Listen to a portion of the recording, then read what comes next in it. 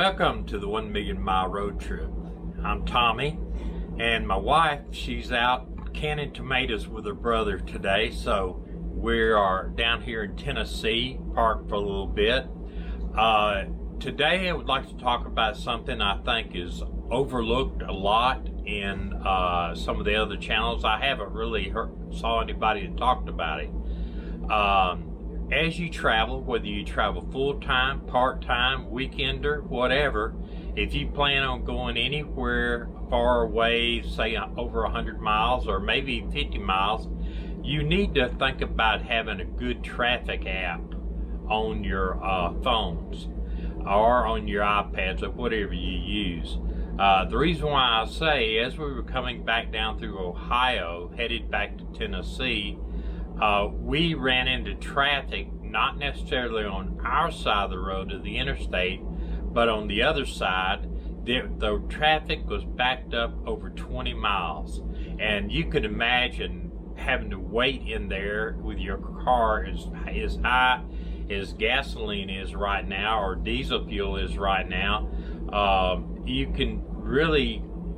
would need to, if you had a traffic app on there, then you could plan a route around where all these people are backed up. And it wasn't really because of an accident, it was because of construction. They had road work going on, and even though we had road work on our side too, both lanes were open. This was narrowing it down to one lane, and we were just floored on how far it got backed up in so little of time. It was the middle of the day, but probably around lunchtime was probably part of the problem. But traffic was backed up, I think we measured it 24 miles. So, you know, it's crazy. If you had a traffic app, and we're going to discuss several apps on here today and go over the apps, and you can see exactly what kind of app it is, and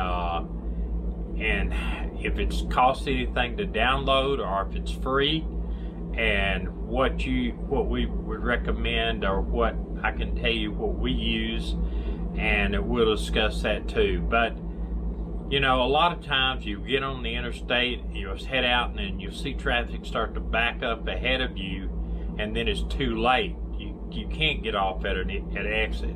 But if you had these traffic apps on your phone or on your iPad or whatever you use, then it would tell you ahead of time, hey, there's a problem up here. And I think that a lot of them have the double red lines when it's a sure enough problem. But we're going to discuss some of those today. Hope you stay with us to the end of the video. These are number one, but that's not necessarily the number one app.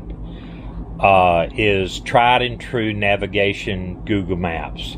And Google Maps does have, it saves frequent locations, it links the Google reviews from points of interest, download maps in the area and projects, it projects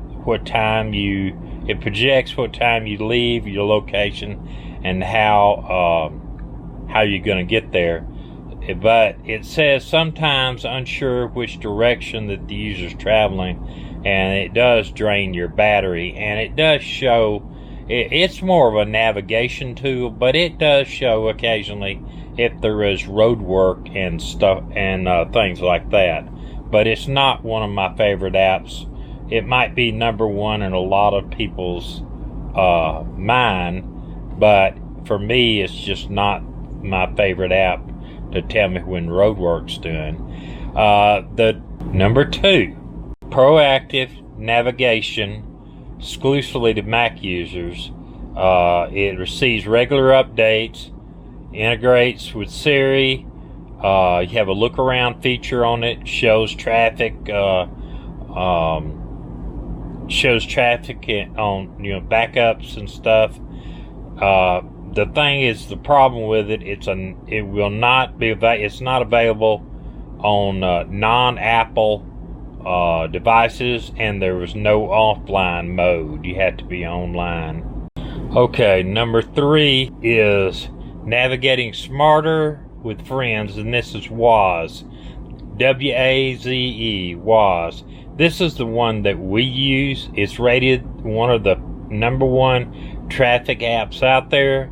Has voice controls for hands-free navigation and event reporting. Alerts not only head you up the road, alerts give you for road construction, traffic accidents, people on the side of the road, police ahead, somebody ahead of you.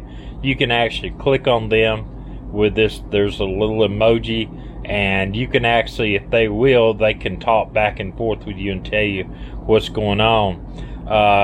Say what you don't like about it is Spotify and Apple Music integrations are cool, but widgets get in the way when they're tracking a friend's drive. Cluttered map can be confusing, and battery drain is higher than Google Maps.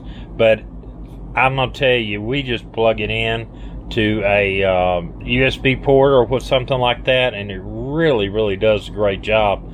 I haven't found anything that compares to waze, but again, I haven't really gone completely through these different apps to see if there's something there.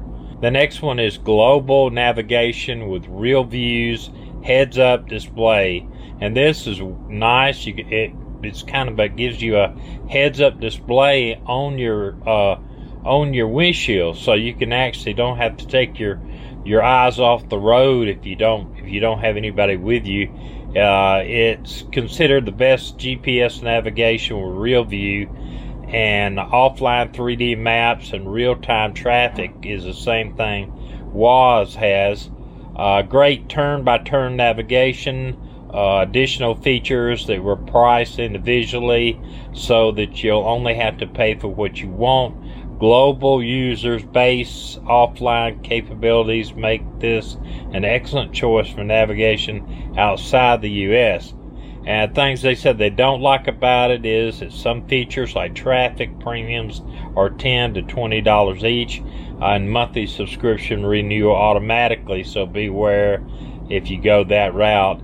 But the heads up would be awesome if you were driving, like I think if you were driving a car by yourself or whatever. Still navigating now with traffic camera MapQuest. This is real-time traffic updates, favorites, that you said favorites, speed limit displays, and it also accesses the traffic cameras to see road conditions.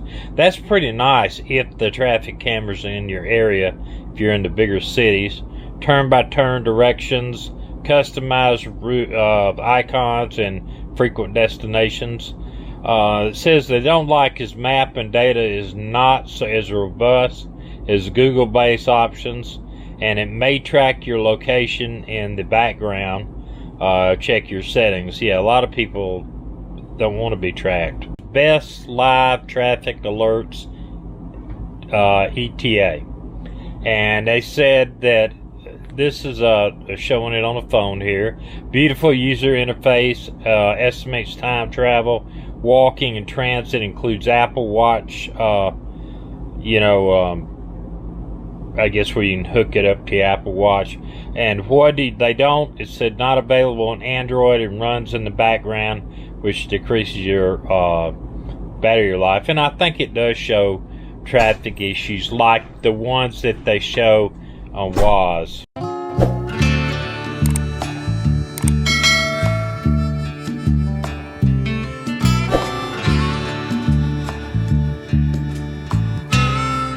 I know you ain't doing this to yourself. Stop what you're doing and let him go. Pack up all your things when you're fine.